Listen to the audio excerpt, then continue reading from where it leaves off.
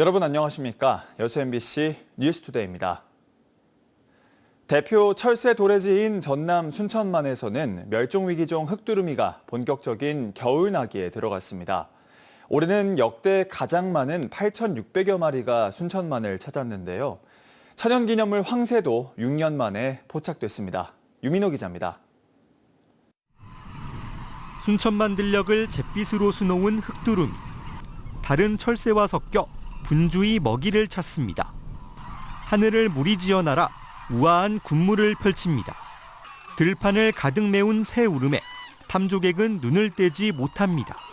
해오리바람처럼 새가 몰려오는데 그 장관이었어요. 새들이 이게 뭔가 인간한테 주는 그 어떤 메시지 같은 게 있는 것 같아. 정서적으로. 지난달 22일 올해 처음 순천만을 찾은 흑두루미 수는 빠르게 불었습니다. 현재 약 8,600마리로 집계됐는데 역대 가장 많은 숫자로 지난해보다 1,000마리가량 늘었습니다. 전 세계 흑두루미 개체수 절반을 웃돕니다. 여기에 자취를 감췄던 천연기념물 황새가 6년 만에 포착됐고 같은 멸종위기종 저어새 서식지도 남해안에서 처음으로 한 무인도에서 확인됐습니다.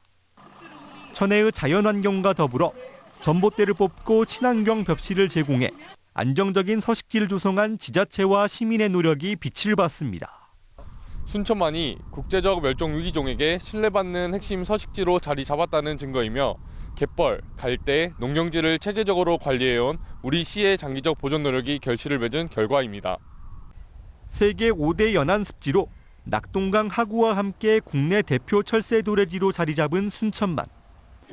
이제 생태계 보존을 넘어 흑두루미 행동과 습성을 연구하고 서식지를 확장하는 과제가 남았습니다. MBC 뉴스 유민호입니다. 순천 풍덕지구 도시개발 사업과 관련해 시행권을 미끼로 수십억 원을 챙긴 조합 관계자가 구속됐습니다. 전남경찰청 반부패 경제범죄수사 2대는 아파트 시행사 선정을 빌미로 업체 두 곳으로부터 32억 원을 가로챈 조합 관계자를 특정경제범죄가중처벌법상 사기 혐의로 구속했습니다. 경찰 조사 결과 해당 관계자는 한 업체에서 이미 수십억 원을 받은 뒤 또 다른 업체에도 같은 방식으로 돈을 챙긴 것으로 드러났습니다. 조금 전 전국 뉴스에서 전해드렸는데요. 일손 부족에 시달려온 밭작물 농가를 위해 신안군이 노지 스마트 농업을 확대하고 있습니다. 대파 주산지인 자은면에서 드론과 자동 장비를 활용한 시범 사업이 시작됐는데요. 문현철 기자입니다. 드론이 드넓은 대파밭 상공을 천천히 비행합니다. 대파의 생육 상태와 토양 정보를 분석해 재배 시기를 예측하는 장비로 비료, 농약 살포 기능도 함께 갖추고 있습니다. 농민들은 또 언제 어디서든 스마트폰으로 밭에 물과 양의 비료를 줄 수 있습니다. 노지 대파밭에도 스마트 기술이 본격적으로 적용되고 있습니다. 그동안 밭작물은 기계화가 어렵고 파종부터 소화까지 대부분 사람 손에 의존해 농가 부담이 컸습니다. 이 같은 문제를 줄이기 위해 신안군이 노지 스마트 기술 융복합 시범 사업을 추진하고 있습니다. 대상은 자은면 스마트 대파 작목반 19명, 110여 헥타르 규모입니다. 파종부터 재배 소화까지 모든 과정이 기계화되고 드론 촬영으로 수집한 토양과 작황 데이터는 앞으로 스마트 농법의 기초 자료로 활용될 예정입니다. 관수부터 정식 수확까지 모든 과정을 스마트화해가지고 생산량 향상과 인건비 절감을 이룩하는 사업입니다. 첫 번째는 노동력 절감이 가장 큰 것 같습니다. 그전에는 일일이 수작업으로 다 해야 돼서 관주도 그렇고 비료도 그렇고 관수도 그렇고 모든 게 다 수작업이었는데 지금 스마트팜으로 제어를 하니까. 더 나아가 재배 단계뿐 아니라 육묘시설과 수확물 사후관리까지 스마트 기술이 확대될 계획입니다.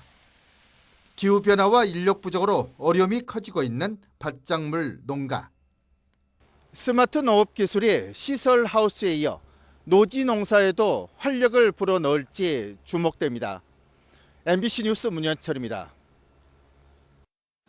아시아 문화 중심 도시 조성특별법이 앞으로 3년 뒤엔 종료될 위기에 놓여 있습니다. 특별법 연장을 위해선 정부와 정치권, 지자체가 지속 가능한 해법을 제시하는 등의 대책 마련이 필요해지고 있는데요. 김영찬 기자가 보도합니다.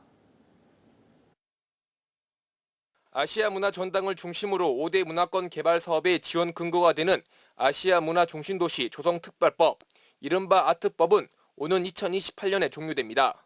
하지만 아특법이 시행된 2006년부터 20년 동안의 사업 진척률은 30%에 불과할 정도로 사업 성과는 초라합니다. 여기에 아시아 문화 중심도시 조성위원회 소속을 대통령에서 국무총리로 격하하는 내용의 법안을 지난해 윤석열 정부가 발의해 국회에 계류 중인 상황. 조성위원회를 정상화하고 아특법의 종료 시점을 2036년까지 연장하자는 요구가 확산되고 있습니다. 이 사업이 계속될 수 있도록 하는 특별법 연장이라고 하는 문제가 있을 텐데요. 이런 문제들의 지혜를 모으시면 하여튼 국회에서 최선을 다해서. 광주의 문화 콘텐츠와 관광 인프라 사업 등 지역의 경쟁력 강화와 도시 브랜드 제고를 위해선 반드시 아특법을 연장해야 한다는 겁니다. 또 아특법의 연장은 실패한 사업의 연명이 아닌 국책 사업의 완성을 향한 발걸음이라는 주장도 나옵니다. 그러기 위해선 정부의 대대적인 지원이 필요한데 현재 사업비는 국비와 지방비 5대5 매칭으로 이루어지고 있습니다. 재정이 열악한 광주시로서는 부담스러울 수밖에 없는 구조입니다. 국비 매칭 비율을 좀 더 달리해서 이게 광주만의 어떤 사업이 아니기 때문에 이게 대한민국의 문화 수도로서 앞으로 광주가 나갈 수 있도록 약간 그런 국비 매칭 비율을 달리했으면 하는 어떤 그런 생각이 좀 많이 들었습니다. 특히 현저히 낮은 사업 진척률에 대해선 중앙정부의 기대기보다는 광주가 적극적으로 나서야 한다는 지적도 나옵니다. 광주를 중심으로 한 새로운 콘텐츠를 개발해 조성 사업의 청사진을 정부에 제시해야 한다는 겁니다. 중요한 거는 이제 광주가 움직여야 됩니다. 그래서 광주가 독자적인 문화도시의 어떤 비전, 그리고 우리가 내용을 가장 잘 알잖아요. 그렇지, 이게 없는 상황에서 그렇죠? 정권의 중앙정부에만 기대해서는 안 된다. 보수 정권이 들어설 때마다 매번 흔들리고 있는 아시아 문화 중심도시 조성 사업. 국책 사업인 만큼 근간을 흔들리지 않기 위한 대책 마련이 시급해지고 있습니다. MBC 뉴스 김영창입니다. 전남도가 한랭질환에 신속히 대응하기 위해 오늘부터 질병관리청, 지역응급의료기관, 시군보건소 등과 함께 응급실 감시체계를 가동합니다. 전남도에 따르면 전남 45곳의 응급의료기관이 대상이며 한랭질환 발생 여부와 추이, 주요 특성 등을 모니터링해 관련 정보를 신속히 제공할 계획입니다. 지난해 신고된 전남 한랭질 환자는 총 21명으로 아침 6시에서 9시 사이에 가장 많이 발생했고 연령별로는 65세 이상이 14명으로 가장 많았습니다. 전남 마이스 산업을 민간 차원에서 이끌 전남 마이스 협회가 여수에서 공식 출범했습니다. 사단법인 전남 마이스 협회는 최근 여수 엑스포 컨벤션 센터에서 출범식을 열고 대형 행사 유치 역량 강화와 민간 공동 플랫폼 구축, 전남 국제 전시 컨벤션 센터 건립 추진 등 지역 마이스 산업 육성을 위한 주요 과제를 제시했습니다.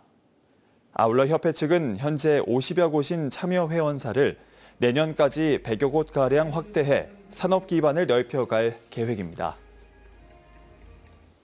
전남도가 실효성 있는 외국인 지원 정책을 추진하기 위해 하반기 외국인 주민 도정 모니터링단 소통 간담회를 열었습니다.